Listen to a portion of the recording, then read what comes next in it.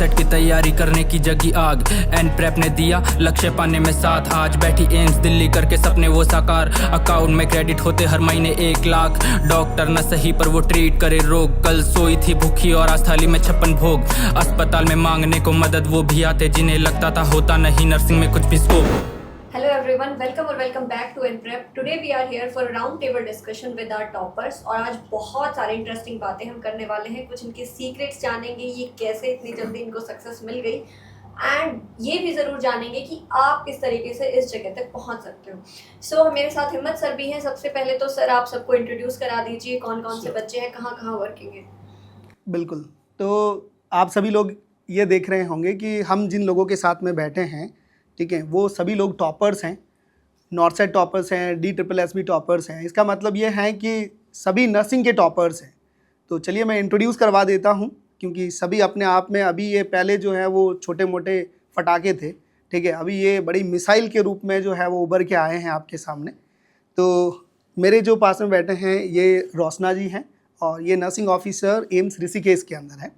और दूसरे जो हैंडसम बॉय, ठीक है, बियर्ड वाले जो टॉपर्स हैं, इनका नाम जो है वो रणधीर हैं और ये कैपिम्स में पोस्टेड है। कैपिम्स जो है वो एक नया इंस्टीट्यूट ओपन हुआ है दिल्ली के अंदर, उसके अंदर पोस्टेड है। नेक्स्ट अंशुल कुमार गर्ग, ये जो है वो DSSB के अंदर दिल्ली गवर्नमेंट का हॉस्पिटल इनको जो है मिला हुआ है। और इनको आप जानते हैं, प्यारी सी smile and so hanky panky ma'am. And ये अपने साथ में है अश्विनी जी, ये दिल्ली का सबसे सरकारी और बड़ा अस्पताल जिसको कोई नहीं झेलता है उनको ये झेल रहे हैं, सफदरजंग हॉस्पिटल में नर्सिंग ऑफिसर पोस्ट पे पोस्टेड है। ओके, फर्स्ट क्वेश्चन के साथ स्टार्ट करते हैं। आपके हिसाब से नर्सिंग एग्जाम को टॉप करने के लिए या नर्सिंग ऑफिसर बनने के लिए कितनी कंसिस्टेंसी चाहिए और कोई अलग से स्ट्रेटजी इंपॉर्टेंट है क्या? कंसिस्टेंसी तो मैम सबसे इम्पोर्टेंट होती है। फिर आप कंसिस्टेंटली अपनी थ्योरीज एंड क्वेश्चन प्रैक्टिस करते हो। मैंने एनप्रेप की टेस्ट सीरीज ले रखी थी, मैं उससे क्वेश्चन प्रैक्टिस करता रहता था। ओके, मतलब कंसिस्टेंसी हाँ, जरूरी है। कंसिस्टेंसी बहुत जरूरी। आपके हिसाब से रोशना? कंसिस्टेंसी तो है ही, उसके साथ साथ ये है कि टाइम मैनेजमेंट बहुत ज़रूरी है किसी भी सक्सेस को पाने के लिए। अगर आपका टाइम मैनेजमेंट सही है तो आप उस सक्सेस तक पहुंच सकते हो। तो मैं तो यही कहना चाहूँगी कि अपना टाइम मैनेजमेंट बहुत अच्छा रखो और बाकी रिवीजन और PYQ और MCQ ये सब तो है ही। ठीक है, ओके। एंड आप अश्विनी? मैम मेरा तो ये है कि जो अपनी कंसिस्टेंसी है ना, वही मेरी स्ट्रेटेजी थी। मैंने कंसिस्टेंसी और कंटिन्यूटी के हिसाब से सारे कंसेप्ट क्लियर करता गया और मेरे सारे कंसेप्ट एनप्रेप के गोल्ड बेस से हो गया। तो यही मेरा है। ओके, मतलब कि कंसेप्ट होने चाहिए, टेस्ट लगाते रहना है, साथ में टाइम मैनेज करते रहना है और कंसिस्टेंसी तो ज़रूरी है ही। Yes. सोल हम ये बता सकते हैं इससे। ठीक है, next question sir, over to you.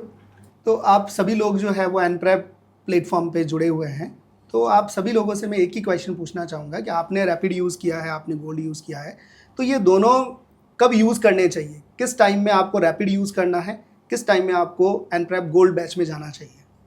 Sir gold base में तो ये कहना चाहता हूँ मैं कि गोल्ड बेस बेसिक क्लियर करना है, आपको कंसेप्ट क्लियर करने हैं, आपको MCQ प्रैक्टिस करनी है, तो उसके लिए गोल्ड बेस सबसे बेस्ट है।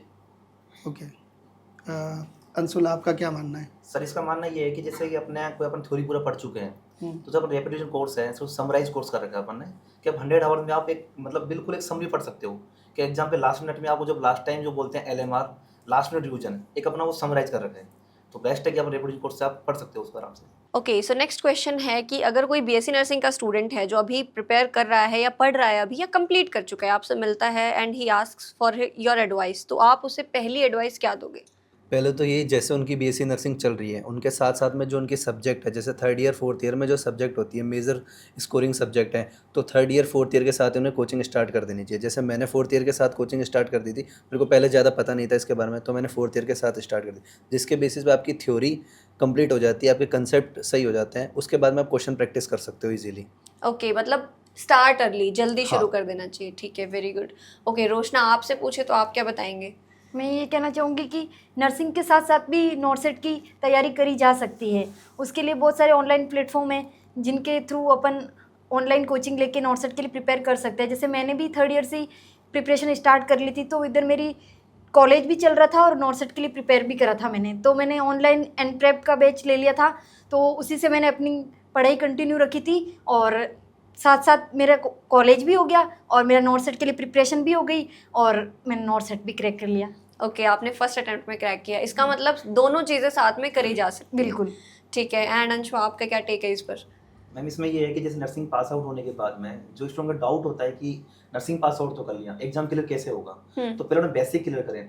बेसिक क्लियर करने के बाद में आप थ्योरी अच्छा पूरा पढ़ें, ठीक है। उसके बाद आप एमसीक्यू प्रैक्टिस करें, जैसे कि एनप्रेप बैच में अपना गोल्ड बैच है, तो गोल्ड बैच में आप प्रॉपर मतलब बेसिक एंड थ्योरी पूरा क्लियर कर सकते हो, जिससे कि जो भी एग्जाम देते हो आप फर्स्ट टाइम क्लियर कर सकते हो आराम से। मेरा तो ये है कि आप थ्योरी अच्छे एक्सप्लोर करें। ओके, मतलब अपने कंसेप्ट्स बनाने Concept बनाना हैं, है, वो जल्दी अभी basic, पहले ही बिल्कुल। बना लेने हैं। ठीक है, वेरी गुड। मतलब सबसा अगर हम एक इसको कंबाइन करें, इसका मतलब है जल्दी पढ़ना शुरू करना है और एक अच्छे रिसोर्स से को रेफर करना है, उसके साथ आप शुरू कर सकते हो। Yes. ठीक है, okay sir, over to you.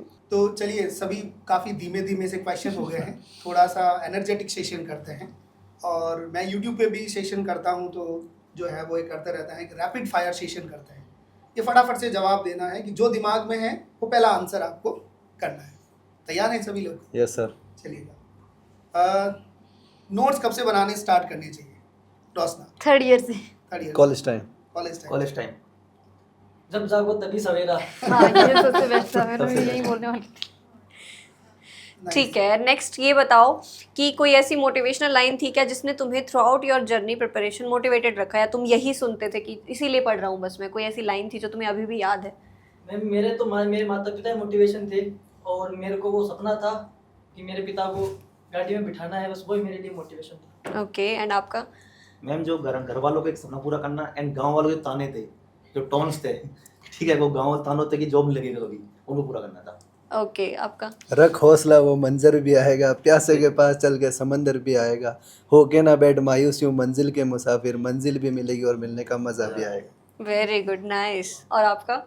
मेरा तो मैम, मेरा भाई नहीं है, मेरा ये सबसे बड़ा मोटिवेशन था। तो हम बहनें ही हैं और एक परिवार वाले बोलते थे पापा को कि लड़कियों पे पैसा क्यों लगा रहा है, तो यही सब चीज़ें थी कि मेरे को क्रैक करना था। ओके, इंडियंस फीमेल मतलब कि सबका एक ही दिक्कत है कि मुझे खुद को प्रूव करके दिखाना है कि हाँ मैं भी कुछ कर सकती हूँ। बिल्कुल मैडम, इंडियन फीमेल्स का है तो इंडियन मेल्स का एक ही चीज़ है कि बस तानों से वो दुखी है। हाँ। ठीक है, और ये इन्होंने बेसब्री जो है ना, सभी ने तानों को जो है ना वो तालियों में कन्वर्ट करके बताया है। ठीक है, बिल्कुल, बहुत बहुत जो है वो धन्यवाद आप सभी लोगों को कि आपने इसको एज ए चैलेंज लिया और इसको फुलफिल किया आपने। जी सर। एनप्रेप ऐप का सबसे बेस्ट फीचर आपको क्या लगा Roshna? Detailed rationale, daily test series, rapid revision. उसको 2x में देख सकते हैं। अच्छा, टीचर को कंट्रोल करना चाह रहे हो। ठीक है, वेरी गुड। अच्छा, आप क्या प्रेफर करते हो, नाइट ड्यूटी या फिर डे ड्यूटी? मैं डे ड्यूटी। ओके, आप? Night duty. Night duty, okay, अलग हो, night out. Okay, night duty. Night duty. Day. Night क्यों हुई? तो आपको क्या कम काम करना पड़ता है इसलिए? नहीं मैम, काम की कम बात नहीं है, एक्चुअली क्या है, दिन में फ्री रहते हैं और नाइट 2 घंटे काम किया, पूरी नाइट फ्री। ये तो भाई कोड क्रैक कर लिया इन्होंने। ओके, सो ये हमारा था छोटा सा प्यारा सा सेशन एंड इंटरेक्टिव भी बहुत ज़्यादा, जिससे आप लोग बहुत सारी चीज़ें सीख सकते हो। इसमें से वो चीज़ ज़रूर अपनाना जो आपको लग रहा है कि हाँ, जिसने इन लोगों को टॉपर बनाया है, इन लोगों को नर्सिंग ऑफिसर बनाया है, वही एक चीज़ आज आप भी अगर अपनाओगे तो शायद आप भी इस सीट पर आ सकते हो हमारे साथ जहाँ पर ये लोग बैठे हैं। इसीलिए जैसे इन लोगों ने बताया था, स्टार्ट अर्ली योर प्रिपरेशन। जब आपको पता चल रहा है उसके बारे में तभी स्टार्ट कर दो, अच्छे से पढ़ो एंड हमेशा गाइडेंस को फॉलो करते रहो और एक अच्छे रिसोर्स के साथ। एंड ऐसे ही किसी इंटरेक्टिव सेशन के साथ अगली वीडियो में ज़रूर मिलेंगे। All the best.